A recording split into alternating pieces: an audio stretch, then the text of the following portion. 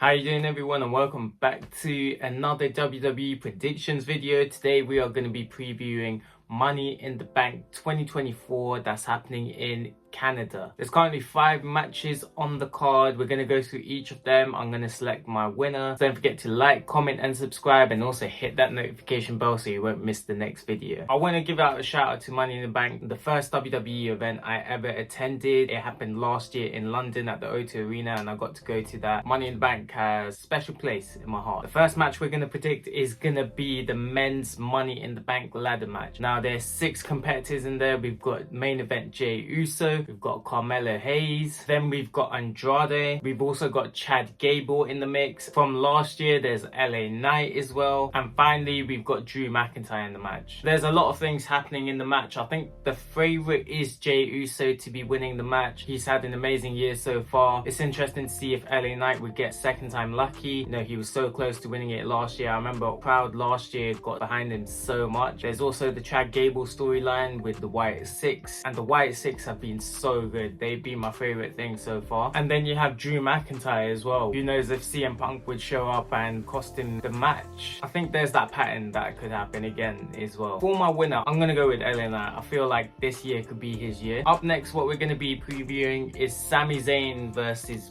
Bron Breakker. This is one that I wasn't expecting to happen so quickly. I thought Bron Breakker would take his time before he gets the title shot. He's been really good on the roster, going against the likes of Sheamus, taking out Ricochet a few weeks ago. He's been really great as a heel so far. Sami Zayn is always good. He always puts in 100% effort every time. I think this one will be the shock of the night. I'm going with Bron Breakker to win the Intercontinental Championship. So up next, we've got the women's Money in the Bank ladder match, and that is Io Sky, who was also last year's Money in the Bank winner. We've got Chelsea Green. There's also Lyra Valkyria. Then there's Tiffany Stratton. We've also got Naomi, and then finally we've got Zoe Stark. There's a lot of great names in this conversation, but my prediction, I'm gonna go with Tiffany Stratton to win the women's Money in the Bank. I just have a feeling that it's Tiffy time, and her year is also going to be similar to LA Knight, where she's gonna have an amazing year. On to the next match, we've got Damian Priest versus Seth Rollins for the World Heavyweight Championship. Now it's great to see Seth Rollins back since WrestleMania. Whenever Damian Priest has a match, the Judgment Day could get involved somehow. It could also be another angle with Liv Morgan coming into the mix. You never know what's going to happen. It's always unpredictable with the Judgment Day. Damian Priest is not in a position to lose it just yet, so I feel that Damian Priest will be champion after Money in the Bank. I think he's going to win it. I think he's going to retain,